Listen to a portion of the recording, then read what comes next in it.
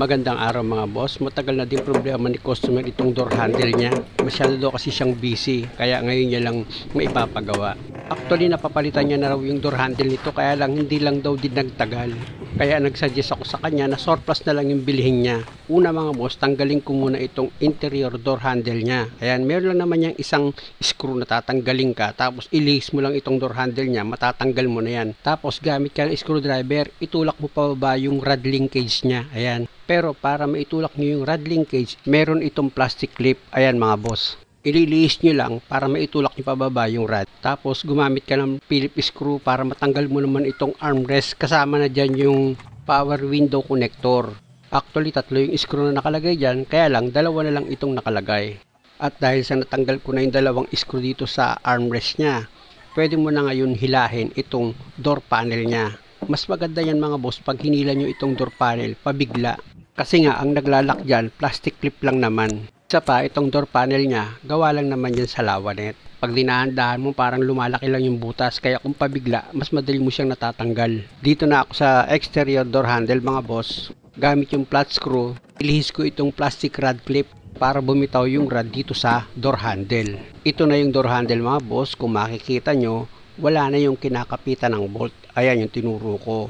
May naka-built-in kasi dyan na nut. Kaya lang yung gumagamit itong sasakyan, grabe kong magbukas.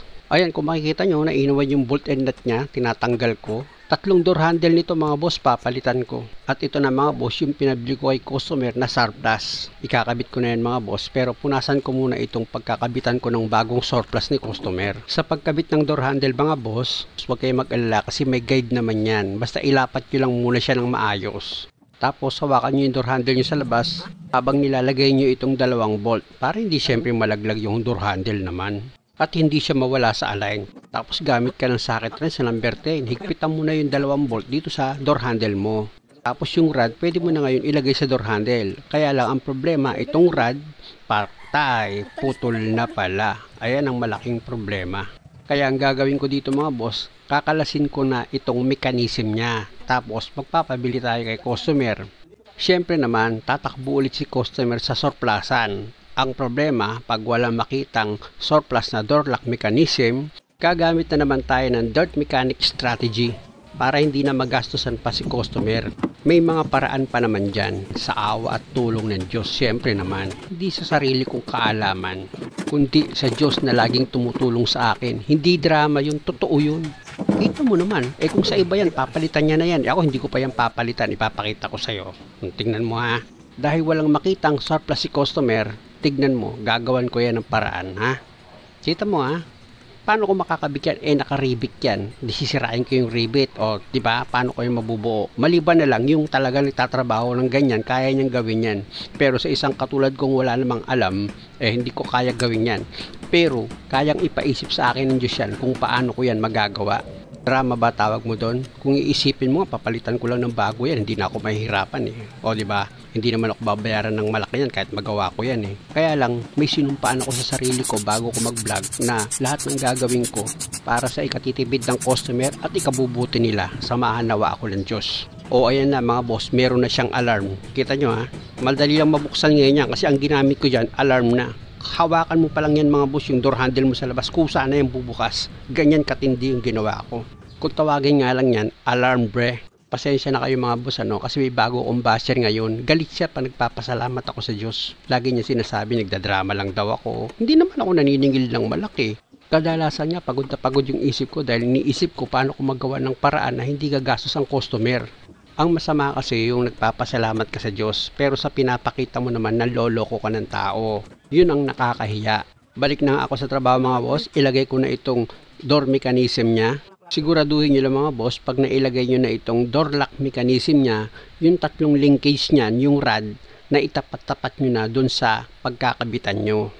Yung rod sa susian, tapos yung exterior handle mo, yung rod doon, nakatapat na rin siya. Tapos dito sa interior handle rod mo, nakatapat na rin yung linkage niya.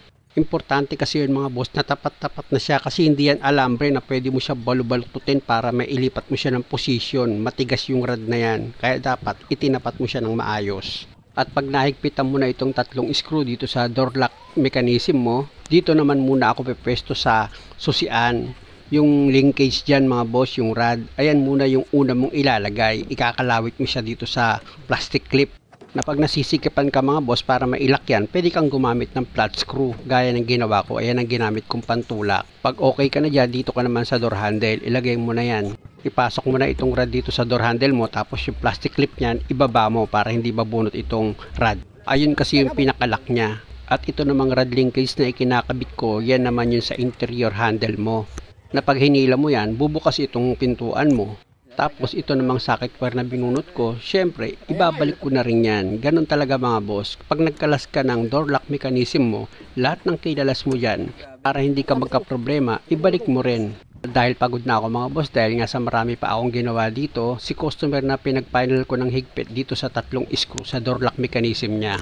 Ginawa ko pa kasi yung preno nito, yung hydrovac, yung brake master, tapos yung 3 pintuan niya.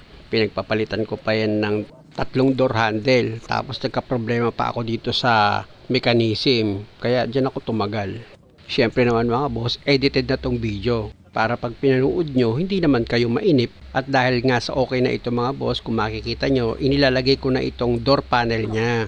Pag inilagay nyo lang naman itong door panel mga boss, meron niya mga plastic clip. Itatapat nyo lang yan sa butas. Tapos pwede nyo siyang idiin, pwede nyo siyang pukpukin ng kamay nyo. Tapos pwede mo na ngayon ilagay itong interior door handle mo.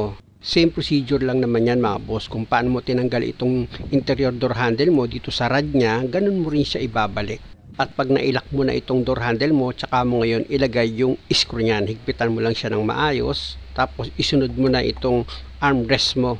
Kung mapapansin nyo dito sa armrest mga boss, ang style ko dyan, inilagay ko muna yung screw dahil nga sa malalim yung position yan.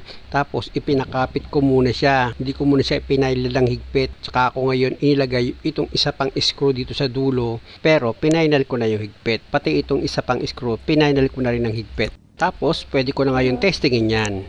Kaya lang may narinig kayo mga boss, parang may maingay siya no, parang may problema sa mga bisagra. Soft touch made from alambre. Diba? Oh, soft touch oh. May umiingay talaga, di ba mga boss? Oh, narinig kayo mga boss? Oh, maganon. Kaya ang gagawin ko dyan, i-sprayan ko ng penetrating oil. Ayan mga boss, kung makikita nyo, i-sprayan ko. Yan, oh. Ayan o. Oh. Yan ang sinasabi ko lagi sa inyo, i-sprayan nyo lang yan. Yan. Ayan, sa baba. Ayan.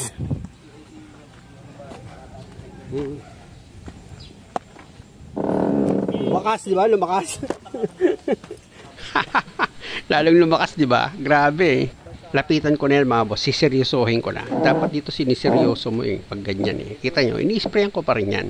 Ang style kasi dyan mga boss, habang ini-sprayan mo ng penetrating oil, binubukas sara mo itong pintuan. Ganun yan dapat. Para mag-penetrate sa loob, itong ginagamit mong pang-spray.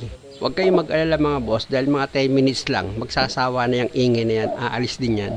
Hindi naman kasi basta-basta makakapasok itong ginagamit mo na penetrating oil sa loob. Kaya kailangan mababad muna siya. At pinaka-the best, tayuan mo na yan dahil hindi mo makuha sa paupo para mawala na. At dahil sa naging okay na ito mga boss, nawala na rin yung ingay niyan. Muli, maraming salamat sa panonood. Sana nakakuha kayo ng idea. At ito nga pala yung door lock mga boss, na ilagay ko na rin. At sana lang, huwag niyong kalimutang mag-subscribe sa channel ko. Maraming salamat muli.